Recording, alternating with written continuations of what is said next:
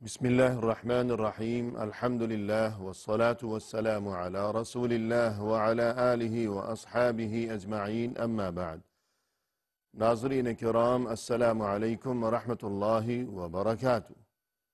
شرح الادب المفرد کے عنوان سے اس پروگرام کے ہمراہ ہم آپ کی خدمت میں حاضر ہیں،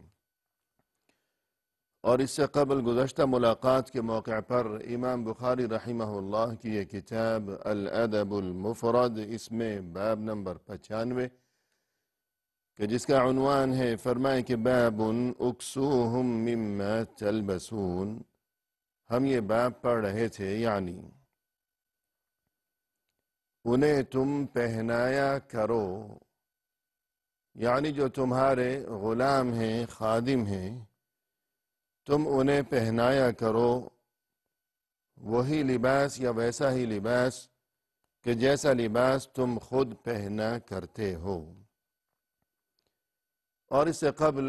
ہم یہ تذکرہ کر چکے تھے کہ یہ جو حکم ہے کہ انہیں ویسا ہی لباس پہناؤ جیسا تم خود پہنا کرتے ہو، اس حکم کا مطلب یہ ہے کہ ایسا کرنا افضل ہے اور بہت زیادہ بہتر اور پسندیدہ ہے، لیکن ضروری نہیں ہے۔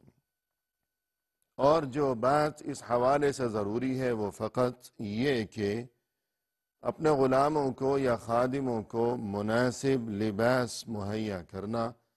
اور اس چیز کا ان کے لیے انتظام کرنا۔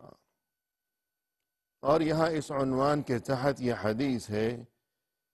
کہ جس کا نمبر ہے 187، اور اس کا کچھ حصہ ہم اس سے قبل پڑھ چکے تھے،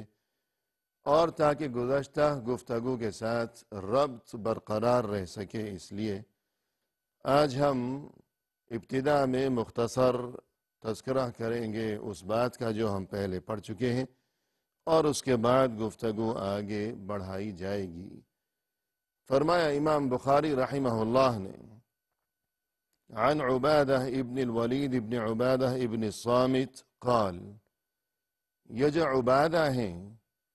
جو کہ رسول اللہ صلی اللہ علیہ وسلم کے مشہور و معروف صحابی ہیں، عبادہ ابن الصامت رضی اللہ عنہ، جو کہ انصار مدینہ میں سے تھے، تو ان کا یہ پوتا ہے، اس پوتے کا نام بھی عبادہ ہے۔ تو یہ جو پوتا ہے اس سے مروی ہے یہ بات، یہ فرماتے ہیں، یعنی یہ جو پوتے ہیں عبادہ، یہ فرماتے ہیں کہ خرجت انا و ابی نطلب العلم فی هذا الحی من الانصار، کہ ایک بار میں اور میرے والد ہم دونوں ایک ساتھ روانہ ہوئے علم کی تلاش میں، یعنی علم دین حاصل کرنے اور سیکھنے کی غرض سے، اور اس مقصد کے لیے ہم باپ بیٹا دونوں روانہ ہوئے اس محلے کی جانب کہ جہاں کچھ باقی ماندہ انصار مدینہ ابھی تک زندہ تھے، بقید حیات تھے۔ باقی یہ کہ اکثریت کا تو انتقال ہو چکا تھا، یعنی یہ گفتگو یہ رسول اللہ صلی اللہ علیہ وسلم کے عہد مبارک کا یہ تذکرہ نہیں ہے، بلکہ کافی بعد کے زمانے میں یہ صورتحال پیش آئی کہ انصار مدینہ میں سے اور صحابہ کرام میں سے اکثریت کا انتقال ہو چکا تھا، تو جو تھوڑے بہت ابھی تک باقی ماندہ تھے، زندہ سلامت تھے، اور ان کا جو کوئی خاص محلہ وہاں معروف تھا مدینہ شہر میں، اس محلے کی جانب ہم دونوں باپ بیٹا روانہ ہوئے، یہ سوچ کر کہ قبل ان یہلکو، کہ یہ جو تھوڑے بہت صحابہ باقی رہ گئے ہیں، تو قبل اس کے کہ یہ بھی گزر جائیں، ان کا بھی انتقال ہو جائے، ہم ان سے کچھ سیکھ لیں اللہ اور رسول صلی اللہ علیہ وسلم کے دین کا علم۔ فرمائے کہ فکان اول من لقینا ابو الیسر صاحب النبی صلی اللہ علیہ وسلم، اور وہاں اس محلے میں پہنچنے کے بعد سب سے پہلے ہماری ملاقات ابو الیسر سے ہوئی، جو کہ رسول اللہ صلی اللہ علیہ وسلم کے ساتھی تھے، صحابہ کرام میں سے تھے، اور ناظرین، اس سے قبل ابو الیسر کے بارے میں ہم مفصل تذکرہ کر چکے ہیں کہ ان کا نام تھا کعب بن عمرو السلمی رضی اللہ عنہ، اور جو کہ انصار مدینہ میں سے تھے۔ مزید یہ کہ جو بدری حضرات تھے، غزوہ بدر کے موقع پر جو شرکت کرنے والے خوش نصیب 313 حضرات تھے، یہ ابو الیسر انہی میں سے تھے۔ اور خاص بات یہ کہ سورہ ہود کی وہ جو آیت ہے جس کا نمبر ہے 114، فرمایا کہ وَأَقِمِ الصَّلَاةَ طَرَفَيِ النَّهَارِ وَزُلَفًا مِّنَ اللَّيْلِ إِنَّ الْحَسَنَاتِ يُذْهِبْنَ السَّيِّئَاتِ ذَلِكَ ذِكْرَى لِلذَّاكِرِينَ، یعنی اے انسان، تم نماز قائم کرتے رہا کرو دن کے مختلف اوقات میں بھی اور پھر رات کے مختلف اوقات میں بھی، یعنی یہ جو 5 وقت کی نمازیں ہیں، کچھ دن کے وقت اور کچھ رات کے وقت، پابندی کے ساتھ اگر تم یہ نمازیں پڑھتے رہو گے تو تمہارے لیے عظیم خوشخبری تمہارے رب کی طرف سے یہ ہے کہ ان الحسنات یذہبن السیئات، کہ یہ جو نیکیاں ہیں یہ برائیوں کو ختم کر دیا کرتی ہیں۔ تو یہ اس قدر عظیم ترین خوشخبری کہ جو کوئی نماز پڑھتا رہے گا پابندی کے ساتھ، تو نتیجہ یہ ہوگا کہ اس نماز کی برکت سے اس کی برائیاں، اس کی خطائیں اور اس کے گناہ معاف ہوتے چلے جائیں گے۔ تو یہ آیت در حقیقت ابو الیسر سے کوئی ایک غلطی ہو گئی تھی، اور اس غلطی کی وجہ سے ہی یہ اتنی بڑی خوشخبری نازل کی گئی تھی۔ لہذا ابو الیسر رضی اللہ عنہ، یہ عظیم ترین ان کی شخصیت تھی، اور یہ عبادہ فرماتے ہیں کہ جب ہم اس محلے میں پہنچے تو اتفاق ایسا ہوا کہ سب سے پہلے ہماری انہی سے یعنی ابو الیسر سے ملاقات ہو گئی۔ وَمَعَهُ غُلَامٌ لَهُ، اور اس وقت وہاں ان کے ہمراہ ان کا ایک خادم بھی موجود تھا۔ اور صورتحال یہ تھی کہ وَعَلَى أَبِي الْيَسَرْ بُرْدَةٌ وَمَعَافِرِيٌّ وَعَلَى غُلَامِهِ بُرْدَةٌ وَمَعَافِرِيٌّ، ہم نے دیکھا کہ اس وقت ابو الیسر نے ایک بردہ پہن رکھا ہے اور ایک معافری پہن رکھی ہے، اور غلام کی بھی یہی صورتحال ہے کہ ایک بردہ ہے اور ایک معافری۔ یعنی یہ جو بردہ ہے یہ لباس کی کوئی قسم ہے، اور معافری بھی لباس کی کوئی قسم ہے، کہ لباس کے اکثر 2 حصے ہوا کرتے ہیں، کہ ایک بالائی حصہ ہے، اوپر کا حصہ مثلا انسان قمیص پہنتا ہے، اور ایک زیری حصہ ہے، نچلا حصہ کے شلوار یا جو کچھ بھی پہنا جاتا ہے۔ تو یہ دونوں اشخاص یعنی ابو الیسر رضی اللہ عنہ اور ان کا غلام، تو ان کی کیفیت یہ تھی کہ بجائے اس کے کہ حلہ جسے کہا جاتا تھا اس زمانے میں، یعنی مکمل سوٹ یا مکمل جوڑا، کہ جو لباس کا بالائی حصہ ہے اور جو زیری حصہ ہے دونوں ایک ہی قسم کے ہوتے، اور دونوں کے پاس ایک ایک مکمل جوڑا ہو جاتا، کہ یا دونوں بردہ پہنے ہوئے ہوتے یا دونوں ہی معافری پہنے ہوئے ہوتے۔ لیکن یہ تو عجیب معاملہ ہے کہ آدھا لباس ایک کے پاس اور آدھا دوسرے کے پاس، تو یہ صورتحال نظر آئی۔ فَقُلْتُ لَهُ يَا عَمِّي، میں نے یہ منظر دیکھ کر ان سے عرض کیا، یعنی ابو الیسر کو میں نے یوں کہا کہ اے چچا جان، لو اخذت بردة غلامك وأعطيته معافريك أو أخذت معافريه وأعطيته بردتك كانت عليك حلة وعليه حلة۔ یہ جو آپ نے ایک بردہ ایک معافری اور غلام نے بھی ایک بردہ ایک معافری آپ اپنا بردہ اسے دے دیتے اور اس کی معافری لے لیتے، یا اس کے برعکس کہ دونوں میں سے ہر ایک کے پاس دونوں ہی بردے ہوتے یا دونوں معافری، کہ ایک ہی قسم کا لباس دونوں کے پاس ہوتا تو گویا دونوں کے پاس ایک مکمل حلہ یعنی ایک جوڑا مکمل ہو جاتا تو زیادہ اچھا نظر آتا۔ لیکن یہ تو عجیب بات ہے کہ آدھا لباس آپ کے پاس آدھا اس کے پاس، کہ آدھا یہ اور آدھا وہ۔ اور میری یہ بات سننے کے بعد فَمَسَحَ رَأْسِي وَقَالَ، ابو الیسر نے میرے سر پر ہاتھ پھیرا اور یوں کہنے لگے، اللہم بارک فیہ، یا اللہ تو اس میں خیر و برکت عطا فرما۔ بعض نسخوں میں یہاں فمسح رأسی یعنی میرے سر پر ہاتھ پھیرا اور مجھے یوں دعا دی، اس کی بجائے یوں الفاظ ہیں کہ فمسح رأسہ،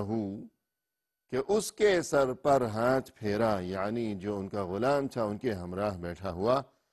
اس غلام کے سر پر انہوں نے اپنا ہاتھ پھیرا اور یوں فرمائے کہ یا اللہ تو اس میں خیر و برکت عطا فرما، یعنی اگر میرے سر پر ہاتھ پھیرا تو دعا میرے لیے یعنی جو راوی ہیں عبادہ ان کے لیے ہوگی، اور اگر اپنے غلام کے سر پر ہاتھ پھیرا تو یہ دعا گویا کہ اس کے لیے ہوگی۔ اور یہاں ناظرین کرام یہ جو اسلاف تھے، یہ پرانے حضرات تھے، ان کا یہ مزاج اور ان کا یہ طریقہ ہے کہ ہمیشہ اللہ سے اپنا تعلق بنائے رکھنا اور اللہ کے ساتھ لو لگائے رکھنے کا یہ جو سلسلہ تھا، اور یہ کہ بار بار دعا اور مناجات اور اللہ سے مانگنے کا سلسلہ، کہ خود اپنے لیے بھی انسان دعا مانگتا رہا کرے ہمیشہ اللہ سے خیر و خوبی کی دعا، اور دوسروں کے لیے بھی کہ انسان کے والدین ہیں، اس کی اولاد ہے، اس کے رشتہ دار ہیں، اس کے عزیز احباب اور دوست وغیرہ۔ تو ان حضرات کا یہ طریقہ تھا کہ ہمیشہ اللہ سے دعا اپنے لیے بھی اور دوسروں کے لیے بھی، کہ سوال کا جواب دینے سے پہلے دعا دی ہے، کہ دعا سے آغاز کیا، اور کیا سوال ہے اور کیا جواب ہے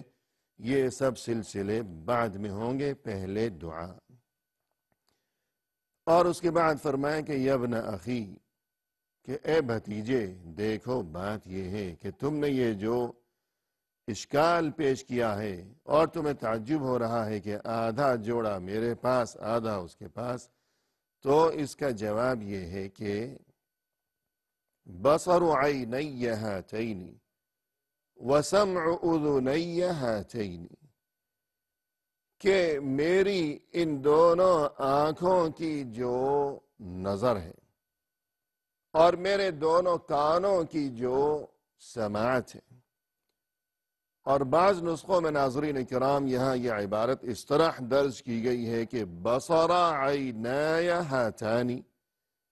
وسمع اذنای ہاتانی، کہ میری ان دونوں آنکھوں نے جو منظر دیکھا اور میرے ان دونوں کانوں نے جو گفتگو سنی۔ الغرض معنی و مفہوم ایک ہی ہے کہ بصر عینی ہاتین یا بصر عینای ہاتانی، یہ عربی لغت کا اور گرامر کا معاملہ ہے کہ ایک ترکیب ہے مضاف مضاف الیہ کی، کہ بصر عینی، اور دوسری ترکیب ہے فعل اور فاعل کی، کہ بصر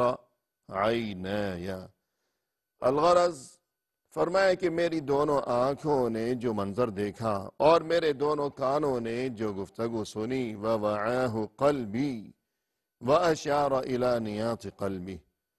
اور وہ منظر جسے میرے دل نے ہمیشہ کے لیے محفوظ کر لیا ہے۔ اور یہ بات کہتے ہوئے انہوں نے اپنے دل سے متصل جو رگیں، انسان کا دل جن رگوں یا جن شریانوں کے ساتھ جڑا ہوا کرتا ہے انہیں نیات کہا جاتا ہے، تو ان رگوں کی طرف مقصد یہ کہ اپنے دل کی طرف اشارہ کرتے ہوئے فرمایا کہ وہ منظر جسے آج تک میرے دل نے محفوظ کر رکھا ہے اور جسے میں نے اپنی آنکھوں سے دیکھا ہے، اور اس موقع پر جو بات میں نے اپنے کانوں سے سنی تھی وہ یہ کہ النبی صلی اللہ علیہ وسلم یقول، نبی صلی اللہ علیہ وسلم یوں ارشاد فرما رہے تھے، اطعموہم مما تأکلون واکسوہم مما تلبسون، کہ جو کچھ تم خود کھایا کرتے ہو وہی انہیں یعنی اپنے غلاموں اور خادموں کو کھلایا کرو، اور جو کچھ تم خود پہنا کرتے ہو وہی انہیں یعنی اپنے غلاموں اور خادموں کو بھی پہنایا کرو۔ یعنی چونکہ رسول اللہ صلی اللہ علیہ وسلم سے میں نے یہ مبارک گفتگو سنی ہے کہ جو خود کھاؤ انہیں پہناؤ، جو خود کھاؤ انہیں بھی کھلاؤ، اور جو خود پہنو انہیں بھی پہناؤ، یہی وجہ ہے کہ چونکہ میں نے اتفاقاً لباس ایسا آج پہن رکھا ہے کہ وہ مکمل جوڑا نہیں ہے، بلکہ آدھا لباس بردہ ہے، آدھا لباس معافری ہے، تو یہی وجہ ہے کہ میں نے آج اپنے غلام کو بھی ایسا ہی لباس پہنا رکھا ہے کہ جیسا خود میں نے پہن رکھا ہے، کہ آدھا ہے یا پورا ہے، بہرحال دونوں کے پاس ایک ہی جیسا لباس ہونا چاہیے۔ اور وجہ یہی ہے کہ میں نے اپنی دونوں آنکھوں سے دیکھا، دونوں کانوں سے سنا، اور اس منظر کو ابھی تک میرے اس دل نے محفوظ کر رکھا ہے کہ ایک بار رسول اللہ صلی اللہ علیہ وسلم یہ ارشاد فرما رہے تھے کہ جو خود کھاؤ انہیں کھلاؤ، جو خود پہنو انہیں بھی پہناؤ۔ اور اس کے بعد یہ راوی عبادہ ابن الولید کہتے ہیں کہ اس موقع پر ابو الیسر نے مزید یوں بھی ارشاد فرمایا، وَكَانَ أَنْ أُعْطِيَهُ مِنْ مَتَاعِ الدُّنْيَا أَهْوَنُ عَلَيَّ مِنْ أَنْ يَأْخُذَ حَسَنَاتِ يَوْمَ الْقِيَامَةِ، اگر میں اسے دنیا کا یہ جو عارضی اور فانی یہ ختم ہو جانے والا مال و اسباب ہے، یہ دنیا کی نعمتیں جو کہ وقتی ہیں، ان میں سے اگر میں نے اسے یعنی اپنے اس غلام کو کچھ زیادہ بھی دے دیا، کہ ضرورت سے زیادہ اگر میں اسے کچھ دے دوں، اور یہ کہ خود میں محروم رہ جاؤں اسے زیادہ دے دوں، تو کوئی بات نہیں، یہ چیز میرے لیے بہت زیادہ بہتر ہے اس بات سے کہ قیامت کے دن یہ میری نیکیاں لے کر چلتا بنے۔ یعنی اگر کوئی اونچ نیچ ہو گئی، کمی بیشی ہو گئی، ظلم و زیادتی کا اور ناانصافی کا معاملہ ہو گیا کہ جیسا سلوک مجھے اس کے ساتھ کرنا چاہیے تھا ویسا نہیں ہو سکا، کمی رہ گئی، تو نتیجہ یہ ہوگا کہ قیامت کے دن انصاف ہوگا اللہ کی عدالت میں، وہاں ہر ایک کو اس کا حق دلایا جائے گا۔ تو اس کمی بیشی یا ظلم و زیادتی کے نتیجے میں بجائے اس کے کہ وہ میری نیکیاں لے کر میرا یہ غلام چلتا بنے، تو اس سے بہت زیادہ پسند ہے مجھے یہ بات کہ دنیا میں اسے کچھ ضرورت سے زیادہ دے دوں، اور میں خود اپنے لیے ایثار سے کام لوں، کہ خود میں کوئی نعمت کوئی چیز چھوڑ دوں اور اس کے حوالے کر دوں، تو یہ بات مجھے بہت زیادہ پسند ہے بنسبت اس بات کے کہ کوئی کمی رہ جائے اور قیامت کے دن یہ میری نیکیاں لے کر وہاں چلتا بنے اور میں بس دیکھتا ہی رہ جاؤں۔ ناظرین کرام، آج کی اس ملاقات میں اسی پر اکتفا کرتے ہوئے ہم آپ سے اجازت چاہتے ہیں، فی امان اللہ، وآخر دعوانا ان الحمد للہ رب العالمین۔